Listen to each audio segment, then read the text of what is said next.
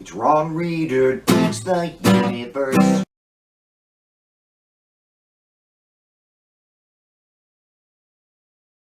I'm Ron Reader, and this is Ron Reader Digs the Universe, and tonight, Frank Zappa's Prophetic Warning. In the mid-1990s, not long after I had quit being a Southern Baptist, I remember telling an atheist friend that I believed conservative Christians, what we would today call evangelicals, to be a dangerous threat to the nation. He just laughed and told me that nobody in power, including conservative politicians, took them seriously, and that's how it seemed at the time. The Republicans got them out to vote, sure, but never gave them anything in return, just some symbolic scraps and bones. I tried to see it his way, that they were just a joke, but I had grown up as a Southern Baptist, and their obsessive, zealous, intense desire to remake America in their own angry, judgmental image was still fresh in my newly agnostic mind. Maybe they were just a joke, but I remained nervous. I was by no means the only one who felt that way. My atheist buddy and I are huge Frank Zappa fans to this very day, and Zappa not only shared our mutual distaste for the people now known as evangelicals, but he made it an enormous part of his work in the last decade or so of his life. His songs were as funny as they were scathingly critical, and maybe that's why my friend didn't take the religious right as seriously as I did. FZ was pretty effective at reducing the likes of Pat Robertson and Jerry Falwell to the level of clownish buffoons. And that's kind of how I took those songs myself, not as serious cultural and political commentary, but rather as entertaining satire, the kind of fun, anti-religious activity in which atheists love to engage and, easily dismissed. Atheists are like that. In the post-Trump era, however, in the wake of the end of abortion rights, I am reevaluating Zappa's work in the 1980s.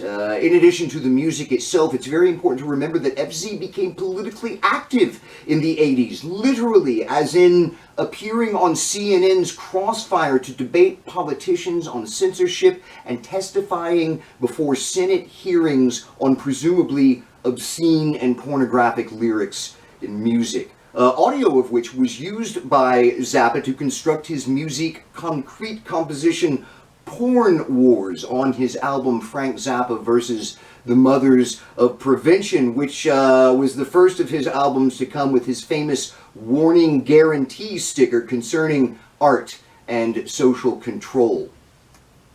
All of this, his songwriting lambasting not Lutherans, Episcopalians, Presbyterians, and Methodists, but fucking evangelicals, often by name.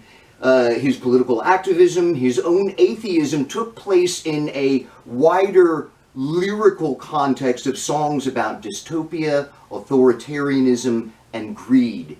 It's pretty difficult to separate his anti-religious songs from his stark social commentary songs, all part of a big, dark, frightening picture of the future.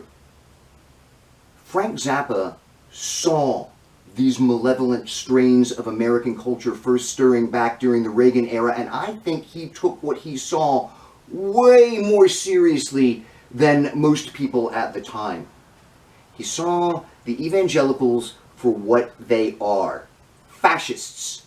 And here we all are today. Some 80% of evangelicals voted for Trump in both elections, doubling down in 2020 on all the racism, xenophobia, homophobia, love of wealth, and police state attitudes they had seen him accomplish in his first 4 years.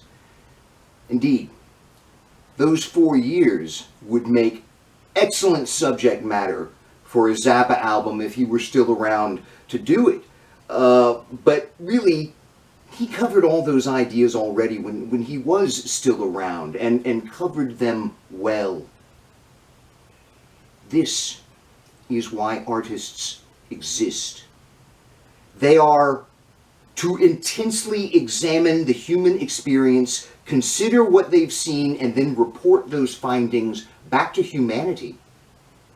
In this sense, when you also consider Zappa's guitar virtuosity and pan-genre compositional skills, Frank Zappa stands among the greatest artists of the 20th century. Perhaps the greatest.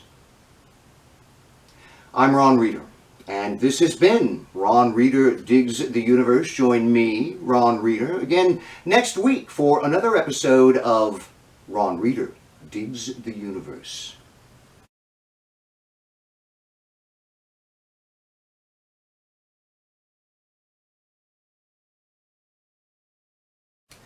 I almost forgot to mention, here are 3 Zappa songs along these lines for you to dig up and hear. Dumb All Over and Heavenly Bank Account, they run right into each other, from the You Are What You Is album, and Jesus Thinks You're a Jerk from Broadway the Hard Way. It's really awesome stuff. Check out Frank Zappa's Prophetic Warning.